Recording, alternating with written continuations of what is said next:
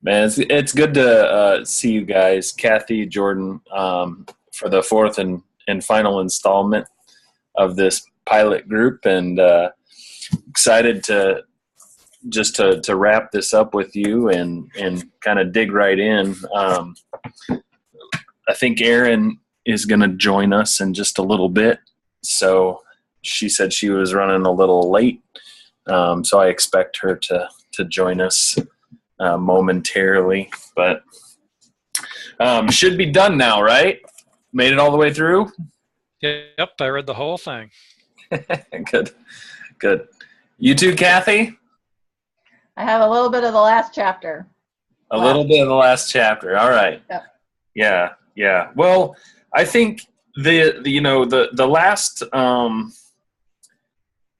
two chapters, just sort of a reoccurring theme for me. A couple of things that really stood out, is the idea of picking up the metaphorical shovel and digging in, cultivating the neighborhood and the community, the soil that we're standing on. I heard somebody once say, if the grass looks greener on the other side of the fence, maybe it's time to start watering the grass you're standing on. And that's always resonated with me ever since I heard that. I need to consider that more. I mean, it stuck with me because I need to consider it seriously as somebody who lives a pretty transient life, never being really in one spot more than a few years. Not because of, and those moves have never been because of unhappiness or discontentment. It's been a part of my life for various reasons. And so, picking up a shovel and cultivating the soil, and I think he says in one of those last two chapters, just talks about living like you're staying, and so those two things really resonated with me, and it's got me thinking about kind of what's next for us in terms of like, what do you do with this? How do you go through a book together? You spend 4 weeks and 4 to 5 hours over the last month talking in an online group about what the content in the book. And so now I'm kind of just wrestling with what's next, what to do with it. I still feel like I don't know my neighbors very well. I still need to have them to our house. Just ran into my next door neighbor, police officer friend. He's mowing his lawn, but he's alone this weekend. The rest of his family is gone, so it's just him, and so it's not really a good time to probably just hang out. I'd like to get to know Casey and her son a little bit more too. So yeah, just thinking through this. Did you come away with any next steps? I'm curious to know. My thing, and I was kind of trying to come up with how to ask the question after last week's. I'm one that I stay. I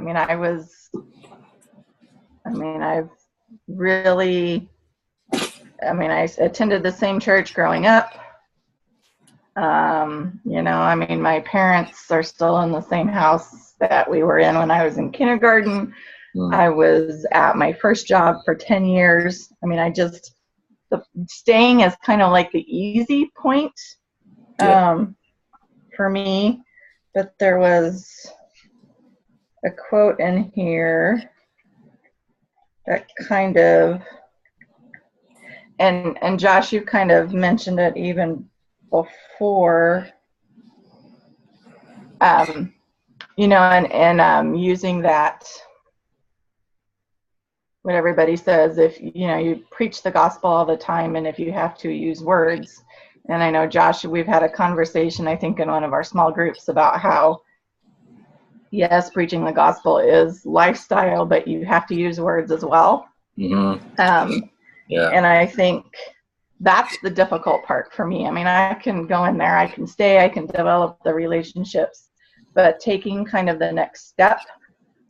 Yeah. And they said it on page 130, relationship between dwelling well and proximity to others and proclaiming the name of Jesus should be inseparable. Presence does not negate proclamation. And I think that proclamation is what I struggle with, because it always seems awkward. But yet later on in the same chapter, he was talking about how, you develop the same relationship with people and it can take years and it can wax and wane, and where's the balance between those two?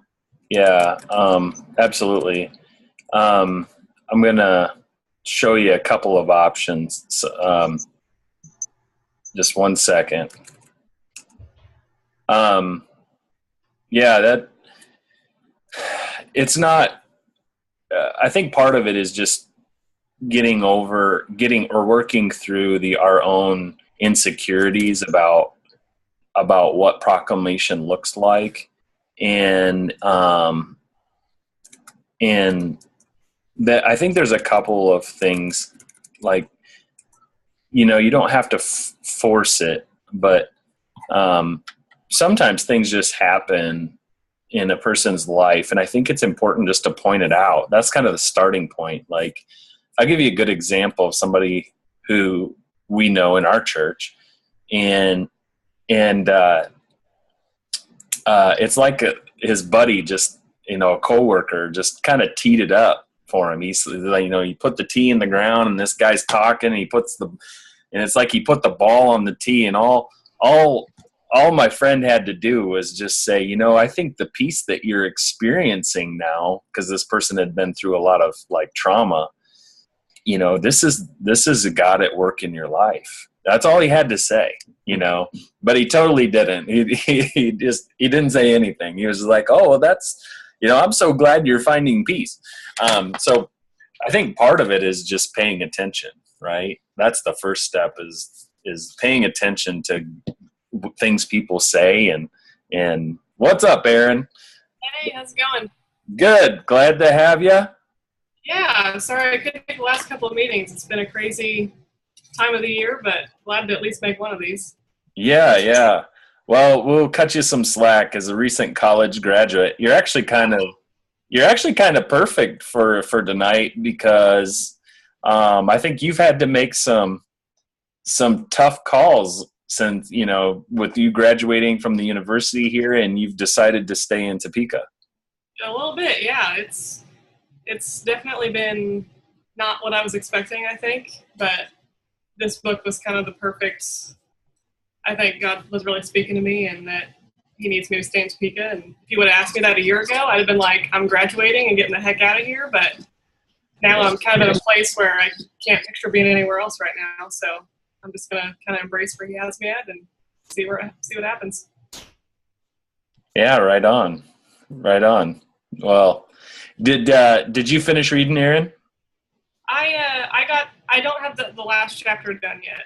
Okay, have you come to the part about making like a 5-year, or he talks about just making a plan to stay?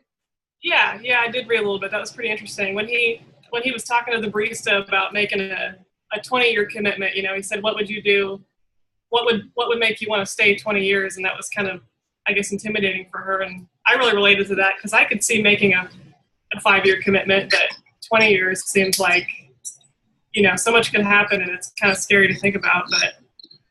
But yeah, I think it's in the last chapter. He talks about 5 and 10 and 20-year commitments. Right. Yeah. So maybe it's coming up here for you. Yeah, I'm hoping to get that done here tonight. I was hoping to do it today, but kind of got a little bit busy. Hey, no worries. I just want to pick up here where we left off with Kathy, and so I want to see if you can see this. I'm gonna pull this up and try to share it with you. Let me see if I can do this. I haven't done this thing before, or it's been a long time. So here we go. All right. one of the best books I've read on this topic of awareness is a little book called Nudge. Can you see that, by Leonard Sweet? Yeah. Yeah. This is a great little book about pointing out and sort of inserting those comments, or that gospel proclamation, and it could be just as simple as identifying where you see life change happening in somebody's life. And so this is one that I've read, and I recommend if you want to have a better awareness, because it's not like you have to share the whole gospel with somebody. I mean, maybe it's just nudge, and the whole point of the book is you're just nudging people closer, giving them little nudges towards Jesus, and so that's a great starting place. And then there's another book I haven't read, but it comes highly recommended, and so it's on my book list. It's this book called Gospel Fluency by Jeff Vanderstelt, and I can't wait to read this one. So I'm really looking forward to this one. And I came across it from somebody in the church. Tiffany Herr read this book and recommended it. So gospel fluency is just learning how to become more fluent in speaking the gospel in everyday conversations. So I think it's something that we all could benefit from in terms of expanding our evangelistic vocabulary, so check those out. Let me know if you buy them, read them. Let me know what you think of them. So I'm gonna add this one to my list and get to it here soon. So does that kind of help, Kathy? Yeah, I'm writing them down. Okay. Yeah. I mean, books can only help you so much, right? You actually have to, after you read it, you have to take something out of it and try it out. And while there's nothing, I don't know that there's anything anybody could say to ease any anxiety or fear that someone has about beginning to insert, gospel saturated vocabulary into everyday conversations. But we don't have to be afraid, and we shouldn't be afraid to share Christ, or at least nudge people toward Christ. And it's not I've learned that it's not personal if someone doesn't respond the way we think that they ought to. It's not personal. But I don't want to stop nudging people. So, because I'm not very good. I'm not a very good person to talk to somebody. And I mean, I talk to people about Jesus all the time, but very rarely will somebody be like, man, I am so overwhelmed by what you're saying. I'm going to give my life to Christ right now. I can only point to one time in the last year where that's happened. He was ready. All I did was just push him over the edge. Really, he was there. He was there. So, it was really God had done all the heavy lifting, and I just happened to be there to just, I don't know, be a part of it. I'm just a part of it,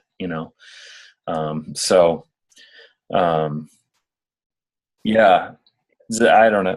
What else were you thinking? Is that helpful to you? You were cutting out on my screen a little bit. Okay. I was just going to say, is that helpful to you? Man, my internet is bad. Yes. Yeah. I just, as far as things to do, and these aren't necessarily new thoughts that I've had since reading the book, but maybe kind of resurfacing with a little bit more oomph behind them a little bit. I know last year, like your movie nights in the driveway, to me, Yeah. that's an excellent neighborhood thing. And I didn't know, I keep meaning to ask you if that's even a possibility to use the church's equipment, or if we still have that equipment now Yeah. that we're not out north. But even doing like a neighborhood barbecue too, where you just, we'll have hot dogs and hamburgers, come if you want. Yeah. And that wouldn't be a weekly thing, but maybe once or twice a summer. Yeah. Yeah. So for Jordan and Aaron, we have portable projection, and it's available to anybody who wants to use it to do a driveway movie. I mean, we provide the cords, the projector, the screen, just the homeowner or whoever it is that's putting it on provides the laptop. And we provide all the cords and all the instruments that they need, in the sound, the speakers, everything's portable. And so, yeah, that's great, Kathy. We should. I totally forgot about that. So we'll figure something out, and we'll have to do a couple of driveway movie nights.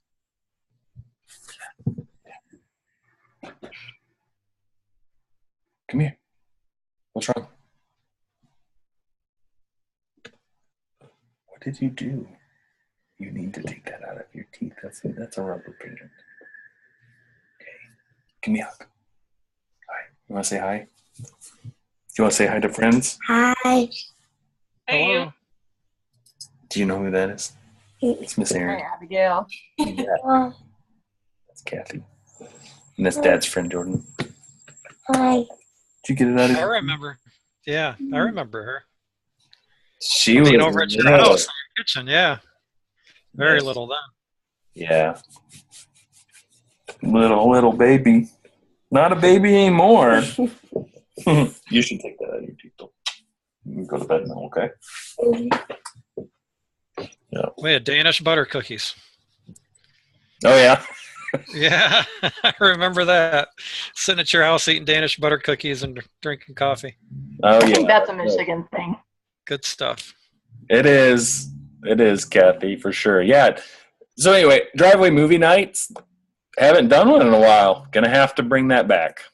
So Yeah. That'd be a good way to get involved with your community. I'm trying to figure out something similar because I live in an apartment complex right now, and it's, I think I said this when I posted on the Facebook page a couple weeks ago, but I've lived here a little over 2 years now, and I think I've met one person, like actually had a real conversation with one person. So yeah. that is something I'm trying to be better about, is being intentional with my relationships and intentional about getting to know people. So Yeah. yeah, I'd also welcome ideas for how to kind of have a community get together within like an apartment complex. And it's kind of nice where I'm at. There's such a mix of different people. It's college students, and there's single moms and kids here, and there's older couples. So Yeah. Yeah.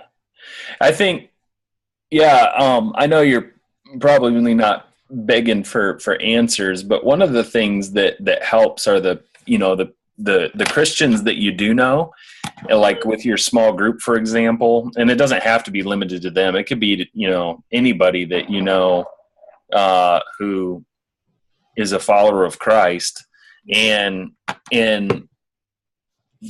talk to them and just say, hey, I'd like to meet my neighbors. Here's what I'm thinking.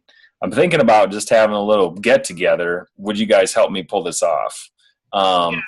And, you just send out some handwritten invites and invite them over. Alan, and it's in the book. I don't remember what page it's on, but just talks about the collective overlap between Christians and non-Christians, and bringing the two together in fun environments, or in any environment.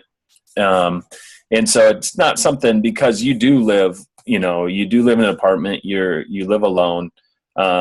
It's not something that you should have to do all by yourself. That'd be pretty intimidating for anybody. It's intimidating to think about, and I've thought like, well, I could do like try to get a bunch of Little Caesars pizzas or something cheap, and I'm like, well, nobody shows up, I'm going to be sitting there by myself. So it's a nice, it's a good idea to have kind of, your already established community come to help you out. Yeah. Just a little less awkward, I guess. Yeah, for sure. As an introvert, that's pretty much my worst nightmare, is being around a bunch of people I don't know. So.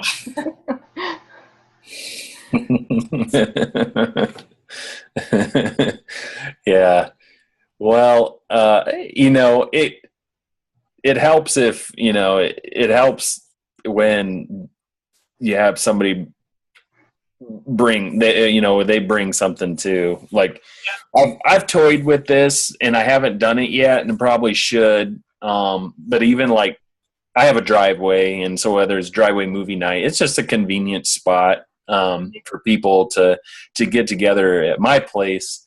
But I've even contemplated something like dessert in the driveway, where the neighbors, we just all bring dessert and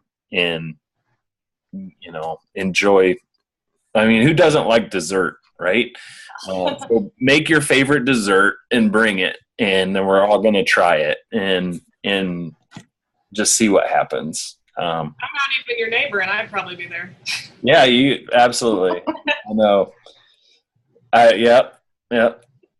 I've gone so far as to like even make invitations, but we never sent them out.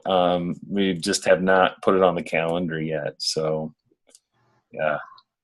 Yeah, in our neighborhood, it's a fire pit. You bring the fire pit around to the driveway, you build the fire, you set up the chairs.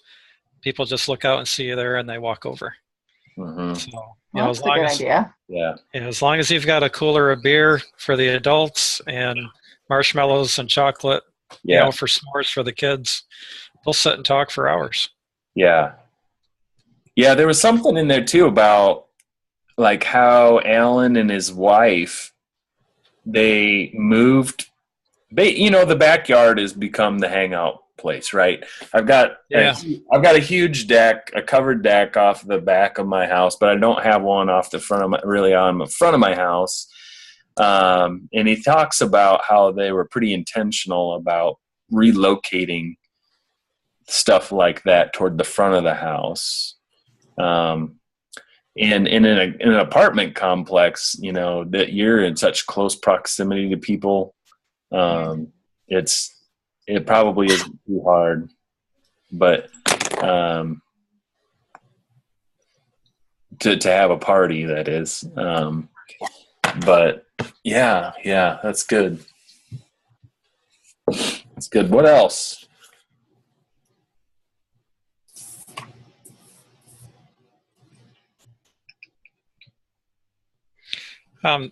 There's a book called Tactics that I got for Keegan. The author name is Gregory. It's Koukl. Okay. It's a game plan for discussing your Christian convictions. Huh. Keegan read that and said it was good. I didn't read it myself, but I guess I don't have any trouble talking to people. So about, I'm fascinated by what other people believe.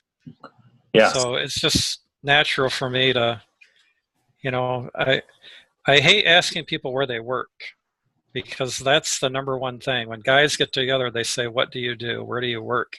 Mm-hmm. So that's like my unspoken rule is I will never ask somebody what they do for a living.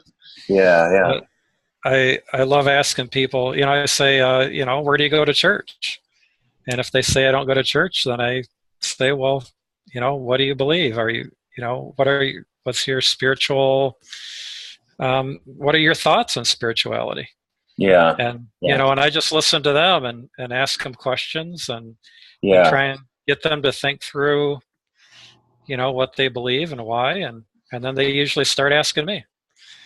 Yeah. So, and then they're asking me, so I can tell them, and and then just invite them to church, or invite them to events, and our church has different things. Like we just had the skit guys at our church, so it was easy to to just mention to people I ran into, the skit guys are hilarious, and they're going to be at our church on this date, and it's going to sell out. You might want to get tickets. It's going to be a great time. Yeah. Yeah, your church has a lot more. You do a lot more events throughout the year than, say, compared to what we do. And so that's a great opportunity. We were just talking about this weekend in the sermon. And we were just doing a short 2-week vision series, and it, for us, it's the weekend service too. It's a lot of time, a lot of energy, a lot of effort, a lot of practice and preparation is given toward making our weekend services done. I mean, just really, really well, so that people do feel comfortable inviting their friends and coworkers and people they know to service. I did not get a chance to see, and I'd be curious on Sunday morning, Aaron, was there a good number of folks that stood up because they were invited by somebody? Yeah, I was kind of sitting near the back, so I had a chance to kind of see everybody that stood up, but it looked like a large number of people. Yeah. I'd say at least over half, if not more, had stood up saying that they were at Grace Point because they were invited by somebody else. Yeah. So I thought that was really cool because I didn't even know that there were that many. So. Yeah. Yes. Yeah. So, yeah, an interesting statistic for us is we know that 66% of those who are attending right now have been at Grace Point less than 2 years. So, congratulations, Kathy. You are in the 33%. Yeah. Yeah. So we have a large number of folks who are pretty new to the church. Yeah. So good. So what do you walk away with? What do you say, man? Did you have a conversation with God saying, man, I really need to do this. I need to. Maybe it's the driveway movie night. Maybe it's dessert in the driveway. Excuse me.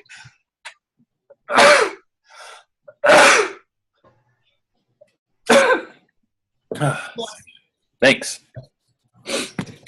Zyrtec. Yeah. It's bad right now. Oof. Well, and I can see this. I mean, we keep talking about neighborhoods, which I think is important. And I've even had that thought. I mean, Grace Point really isn't close to where we live. Yeah. But at the same time, I mean, I think not really realizing that's what we were doing. But I mean, you can stay in your neighborhood, stay in your job, you can stay at your church. I mean, it's not necessarily, we keep talking about it in neighborhoods and city. And I think, though, that it encompasses kind of everything, and maybe that's what he's talking about with digging in. But, I mean, even at church, there's been, I mean, we've gone since 2001. So that's 16 years that we've been there. And again, we tend to stay, and we've had times where we thought, should we find another church? Even the kids programs have changed a lot over those 16 years. I think that's some of the most biggest changes that we've seen with being there. But, we kind of always come back to, there's little things that we might not like or that we disagree with. But, I mean, we respected Ed Rotz. We respected Tim. We like Ed Rotz too. But, we like the preaching, we like the mission, the reaching people, the focus on the relationship and not on the doing and not on the numbers. And so, I mean, we've just kind of chosen, in a sense, to stay at the church and just be a part of it, kind of good or bad on that as well. So, I mean, I think it can apply to several areas. Yeah. Yeah. Thanks. So true. Yeah, I think for me, the biggest thing was, when I graduated, I thought, oh, my parents kind of want to get me out of this apartment and into a safer part of town, because where I live now it's not the worst, but it's definitely not the greatest, and they have their concerns, but I've been pretty adamant about staying, at least in this this area, this side of town, just because I really feel like God's calling me to be here. Because this is definitely a part of town where people come for temporary. I mean, nobody comes here to stay. They come for school and then they leave. And so for the few people that are here permanently and who have been raised here and haven't left this area, I think that's what they need is a follower of Christ to stay and put their roots down,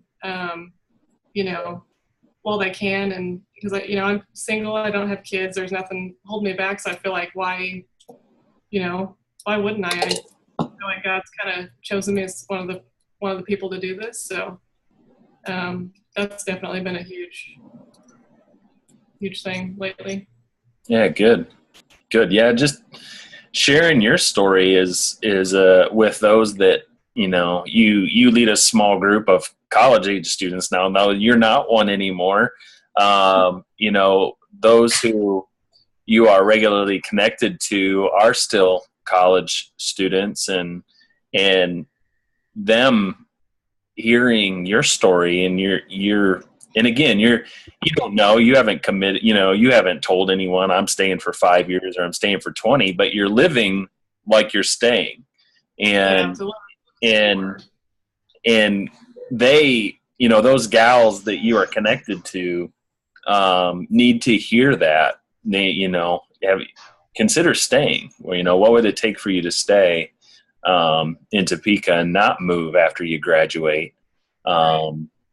And yeah, it'd be tremendously impactful. Just right there, that small. I was really struck by too, like the big impact, or maybe God just calls us to, just to be present right where we are.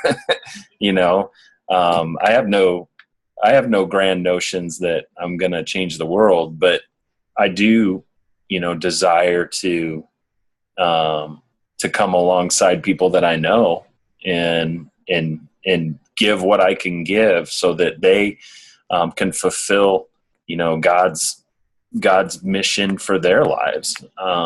And so just being, I'm just thinking small, I'm thinking small and praying for big impact through that. That part really resonated with me too. I think the hardest part in that is being patient, because we live in a society where we want what we want it right now, and I am definitely guilty of that. And so it's hard sometimes to take a step back and be like, okay, I need to be patient, and I've planted that seed, and now I need to let God do the rest of the work. So that's yeah. I find that with like his challenger, when he was talking about, we tend to think of our homes as our sanctuary and the place that we go to rest. But if we're dug in, that's we're still doing life, we're still doing ministry and things like that. Yeah. That to me is kind of a hard thing, because you go there to relax and rest and be yourself. And even with kids, sometimes if you're maybe for me, and I think for Mark and I, as we have it combined, I think we don't really know how to do this well. But when you go to other places and you have kids that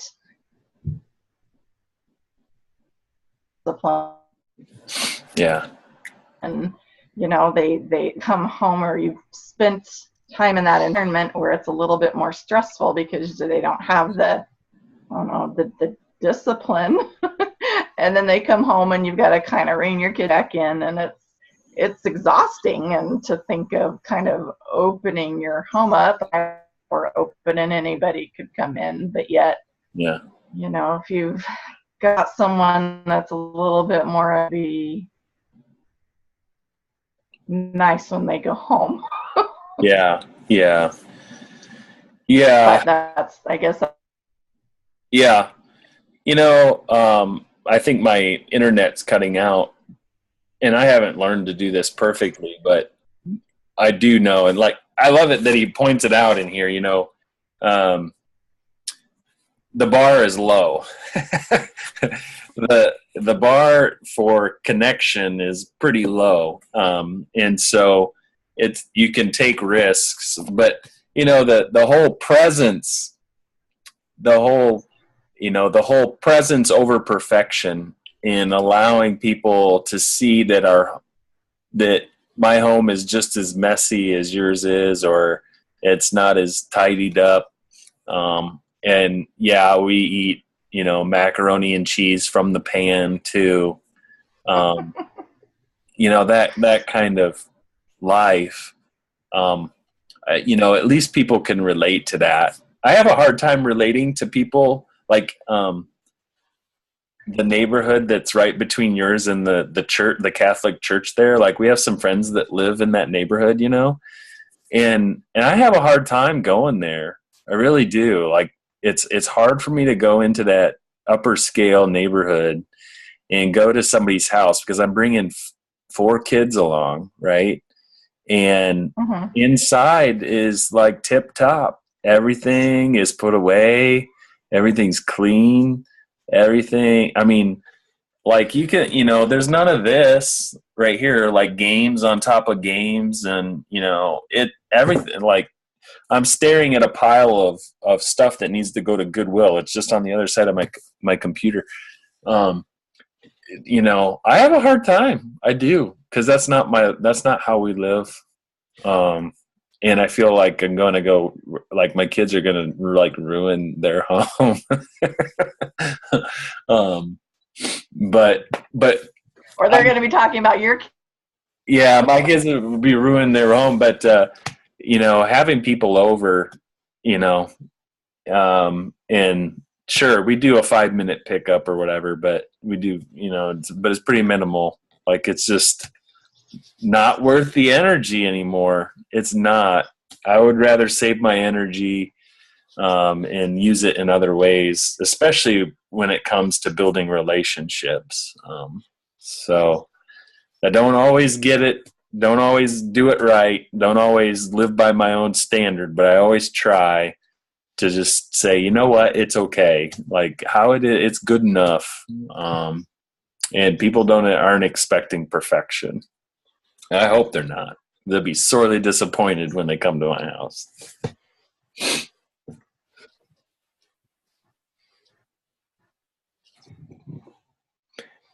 One of the notes I wrote was, I remember what it was now. Do small things with great intention. Just do small things with great intention. And so, what's a small thing that you can do with great intention, right? But something, make a plan, maybe post it on Facebook, something this summer, one small thing that you're going to do, but you're going to do it with great intention, so we can cheerlead each other on over the summer. You don't have to have that decided right now, but it'd be awesome if you did post it and shared it with the group. And so we can pray toward that and celebrate it when you do it, just as a little bit of accountability. Because I'd hate to walk away from these 4 weeks and go, oh, that was nice, that was fun, glad we had this conversation and I read the book, and not really take a step toward that taking a risk, or doing some small thing with great intentionality. So be thinking about that and what you might do this summer, to live out the to choose to love the people around you, and whatever that looks like. So any other thoughts? I don't know if we'll go the full hour tonight. I have no expectations, or honestly, you can open up to whatever else you want. That's our time is ours. So, well, I just wanted to take a minute to thank you for kind of coming up with this. I've never really done like a book club per se, but it definitely opened my eyes, and I've tried been following along on the Facebook page and the videos, and it's been, hugely impactful with hearing other people's point of views. And I just think this is a great resource and way to connect with Christians about this kind of stuff. Yeah. Just going back to the original plan, I appreciate you saying that, Aaron. The plan was to try an online group to get your feedback too. Obviously, we ran into some technical difficulties and some things that, quite honestly, without Jordan's son around, I'm not sure we would have navigated it very well. I'm not completely sold on it, but I think I need to try it again at some point here before too long. And I'm already starting to think about what that next group looks like. Anybody's welcome to join, but it is going to be pretty simple in terms of the next online group that I'll probably promote will be an online, like how to read the Bible. It's just a real need for us at our church. But it's open to anybody. And so I'll be working on that this summer and getting that ready to launch for the fall to try again and just see how it goes. I have no. I could teach that class. Yeah. Well, that's there, I hope you do. I hope you're able to, Jordan, walk away from this experience and see maybe there is a viable option for leading a small group online in an area that, you excel at. Who knows, it's worth trying. And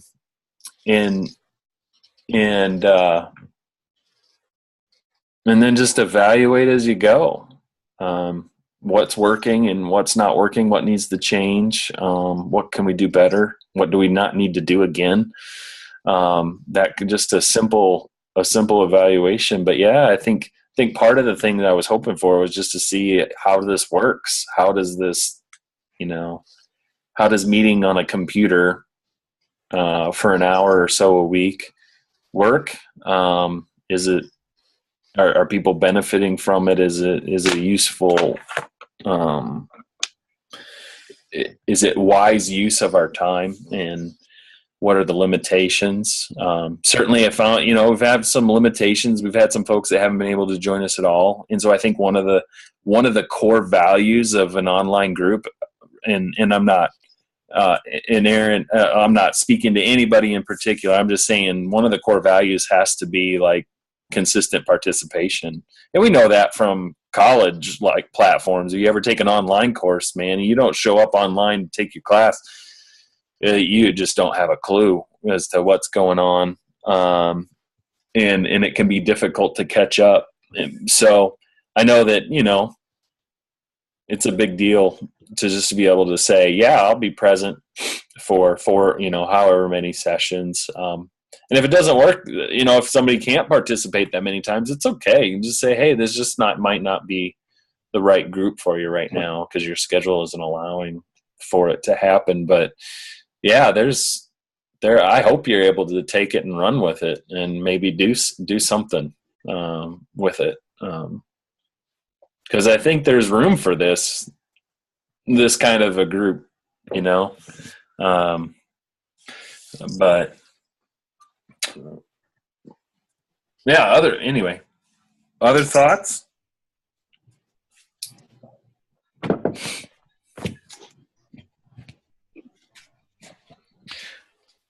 Have you read his other book, Guardrails? I have. Yeah. So, Guardrails came out last year, and it's a discipleship book. And in there, I have a blog post on my website. You can see. Let me see if I can pull that up real quick, because I should know where it's at. But yeah, that book is it's not strategic in the sense of he outlines a discipleship plan, but rather gives underlying principles for formulating discipleship. And the acronym that he uses is SHARP, SHARRP. So whatever you do in discipleship should be simple. It should be holistic. It should be like aligned and reproducible. It should be positive. So let me see if I can pull this up here, and then, yeah. What book did you say that was from? This is another Alan Briggs book. Yeah, Alan has another book that came out last year called Guardrails. Oh, okay. Yeah, and so it's for anybody who's just anybody who would like to or is wondering about how do you make disciples from not from a like programmatic standpoint, like don't read this book and do this class and then go on this trip. It's not like that at all. It's about developing your own system, if you will. And so he just makes a case in the book for simple, holistic, adaptable, regular, reproducible, and positive principles. Those are the 6 principles to apply. So whatever you do, it needs to be simple. It needs to be adaptable. It needs to be holistic in the sense that it needs to be relational. It needs to be, intellectual. It needs to be, in some sense, physical. And so just consider the whole person, the whole disciple. Consistent, being regular, having regular times of meeting, and giving positive, should be a positive experience. So it's a good book. I enjoyed it a lot. You can pick it up if you like. There are some other excellent books for those who are more on the neighboring stuff that we've been talking about. This book right here, The Art of Neighboring, is very good. It's a short book and a very convicting book. I found it to be very convicting. But there's also like, let me see here.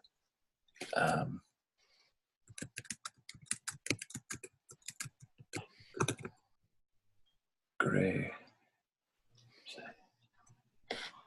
Oh, this is too generic. There's a book called, it's something like Next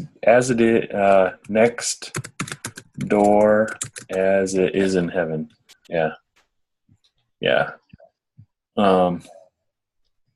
So there's another good book about living. Yeah, it's about neighboring, called Next Door as It Is in Heaven, written by 2 pastors out of Kansas City, Lance Ford and Brad Briscoe. And so if you want to continue to study up and get some more ideas, honestly, where I get some of my ideas, like whether it's Free Coffee Friday, which I've never done, but would love for somebody to try doing sometime, and just tell me how it goes. Some of my best ideas really come from books I read. I get my best ideas from others and just adapt them and use them. So if this is an area that interests you, I encourage you to keep reading on it, and hopefully something will spark.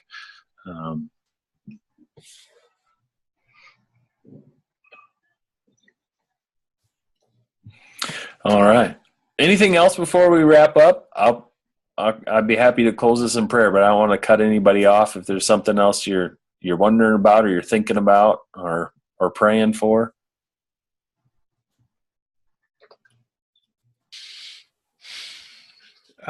Before you pray, my son Keegan got called up, so he's going to be in Europe for a month. So yeah, pray if you can pray for him. Yeah. Mostly for wisdom, that he'd make good decisions. Yeah. Right. Absolutely. Good. Well, I appreciate your time, you guys. Thanks for trying this experiment with me, and for being a part of this. I feel like it was a month well spent, and just excited to connect with you guys on this topic. And I'll close this in prayer, and then we'll sign off and enjoy your holiday tomorrow. Cool. All right. Thanks, Josh. Yeah. All right, let me pray, and then I'll stop recording. Heavenly Father, I want to thank you for Alan. I want to thank you for Kathy and Aaron and Jordan and the others who will watch this video recording later this week. God, thanks for the time that we've had to engage in conversation and application about what it looks like to dwell well in our context. And God, I pray that as we wrap this up over the next week or so, you would give us a spirit of discernment and knowing what our next right step is, what that looks like for each of us, just something that we can do with great intentionality over the summer to create that collective overlap that Alan writes about, just this intermingling of souls, of Christians and non-Christians, to nudge people closer to Jesus who are far from him. And so, God, I pray for opportunity. I pray for wisdom and discernment on what those ideas and thoughts are. Pray that we would just be able to share them with one another, to pray for each other, encourage and cheerlead one another on.